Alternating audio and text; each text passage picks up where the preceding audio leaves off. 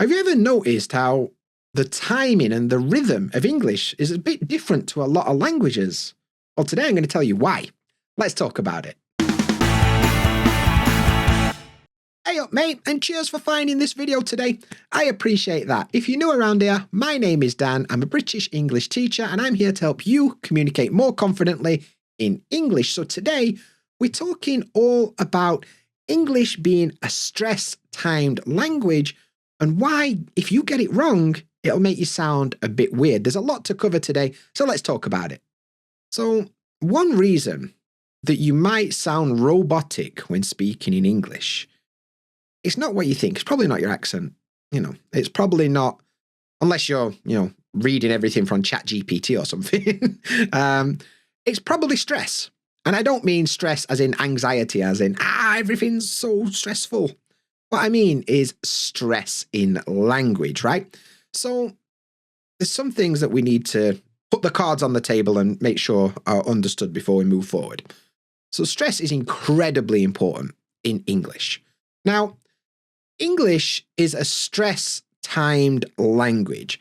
This means not all words are given equal emphasis. Some words are given more emphasis than others, and which words we emphasize and put stress on will change the rhythm of how we speak. The timing for our language is based on the stressed words, right? As if you come from a language like Japanese, which is mora-timed, or a syllable-timed language, there's loads of them, where each individual sound is given equal time and equal emphasis. If you look at Japanese, you get arigato, arigato. They're all kind of equal timed, right? That's mora timed. And then, lots of languages are syllable timed, where the syllable will dictate where the rhythm is, right? But English is not this way. English is not syllable timed, not mora timed, it's stress timed. And you need to understand this concept if you want to sound more natural, which is why syllable-based languages or mora-timed languages sound like a machine gun, because everything's like equal and whereas English doesn't really do that. It kind of goes up and it got different timing and different words get stressed in different sentences, and it's much more sing-song, not Sorry about my terrible machine gun. When I was a kid on the playground, like thinking I was Action Man or something. Anyway, so English is a stress-timed language. That's very, very important to understand. Okay. And if you don't use stress correctly in English, it makes you sound a bit weird, to be honest. So we need to understand that. And one thing you'll notice about native speakers is we love linking sounds together. We don't say each word individually and then hope that people will understand what we are saying. What we actually do is mash words together and they kind of flow nicely, And that's one of the things that people get wrong about English, is they're not really sure how to push words together. And understanding stress will teach you how to link words together, okay? So that's really important, because without understanding the rhythm, you can't do it. My cat is outside.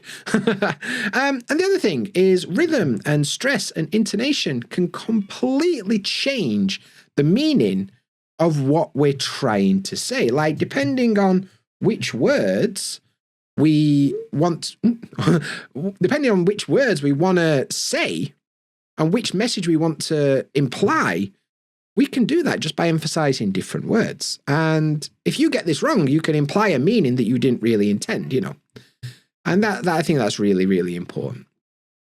Now, the next thing that is really important here is that there are common problems that people are not aware of. One thing they'll do is they'll stress the wrong words. They often don't know which words are supposed to be stressed, and they just kind of guess. They don't really know the rules, so they just guess based on their experience and what they think will sound good. And this means that emphasis can be put in the wrong places. It can feel a bit random. And like I said, if you emphasize the wrong words, sometimes you can confuse people.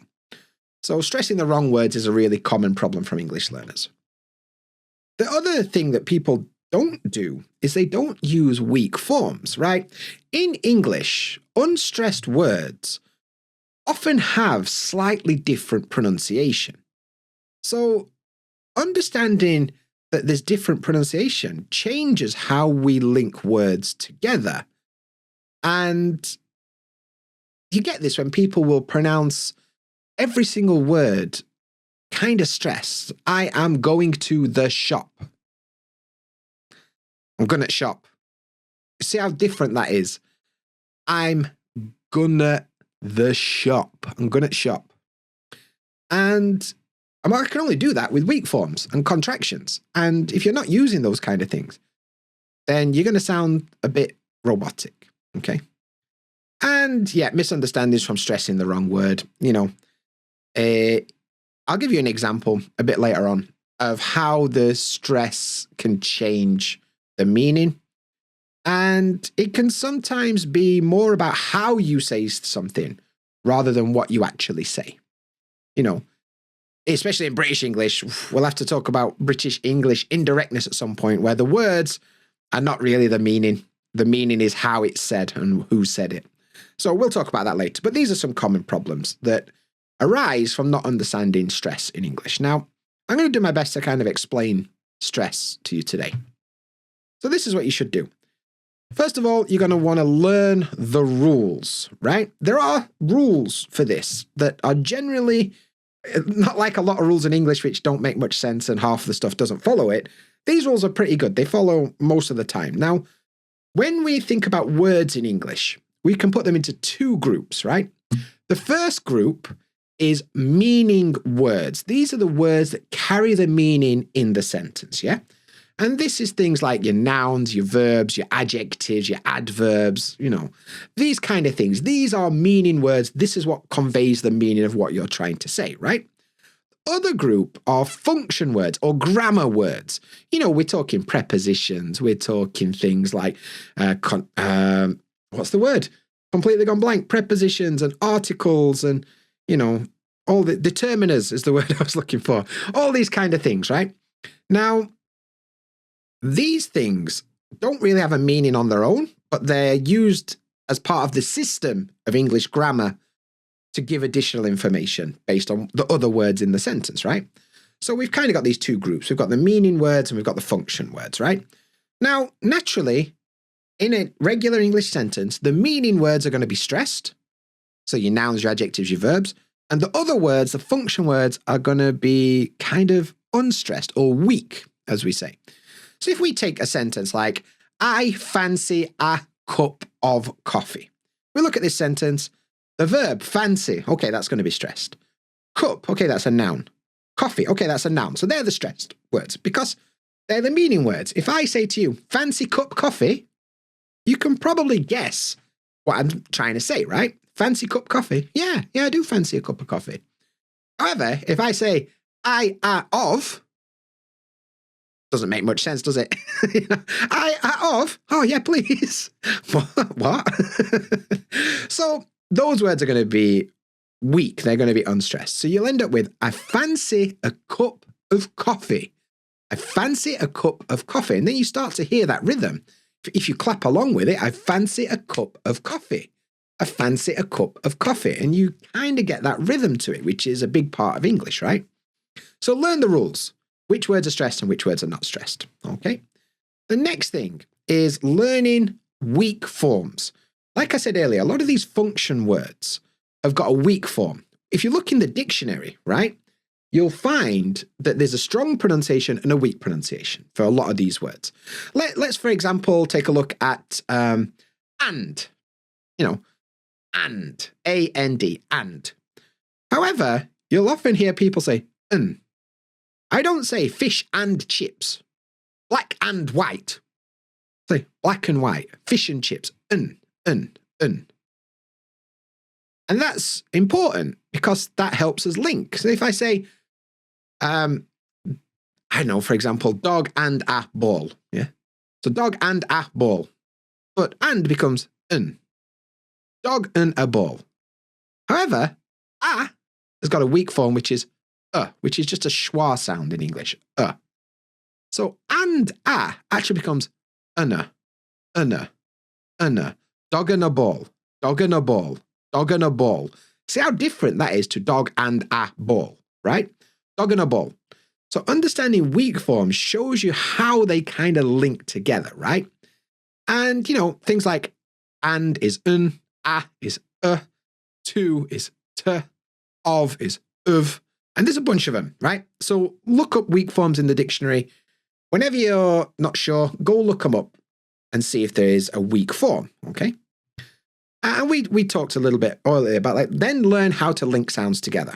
Now, linking unstressed words is a big part of English because, we've got that I fancy a cup of coffee. We've got that rhythm. But say there's 4 or 5 unstressed words, they've still got to fit into the same gap. You still only got the same gap between the beats, right? That means you've got to squish them together in order to fit them in the right timing. And there's a few ways we do it. I'll probably do a full episode about linking at some point. But it's things like if an unstressed word starts with a vowel sound, it's going to steal the consonant sound from the previous words. So, for example, if we look at in about an hour. So in, preposition, about is a determiner, an is a article, and then hour is the actual noun, right? So hour is going to be stressed. The other 3 words are not going to be stressed. So it's actually going to, instead of being in about an hour, what you'll end up with is in about an hour, in about an hour, in about an hour, in about an hour. Because in, then about is going to steal the N. So in about, an hour, in about an hour, in about an hour. Now, if I pronounced my T in about an hour, but I don't pronounce T's because of my accent. We'll talk about that later. So yeah, learning how that works. And then sometimes we link things together with adding sounds. Instead of 2 or 3, 2 war, we had a w sound, 2 or 3, 2 or 3. And same with 3 or 4, we kind of add a y, 3 or 4, 3 or 4. 2 or 3, 3 or 4. And sometimes we'll add an R like China or Japan, China or Japan. So yeah, learn those things, because it's really important. And that's why we end up with things in English instead of do you want to becomes do you wanna, do you wanna. And understanding how that works and learning how to link those sounds together is really, really important.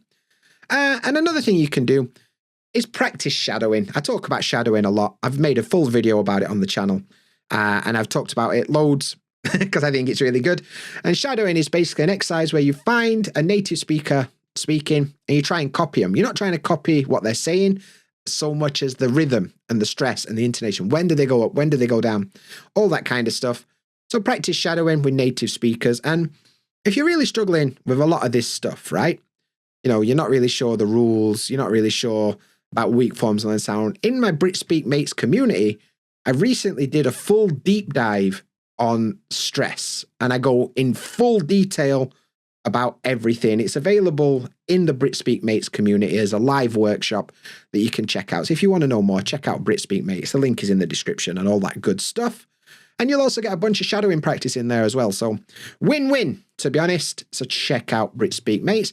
But that's probably what you should do if you want to improve your stress and rhythm in English. And now it's over to you. I want to know, what is the most difficult thing about pronunciation for you? Let me know in the comments. Maybe I'll make a video about it in the future. But until then, you should probably spend some time doing the shadowing technique. And if you're not sure what that is, check out this video next.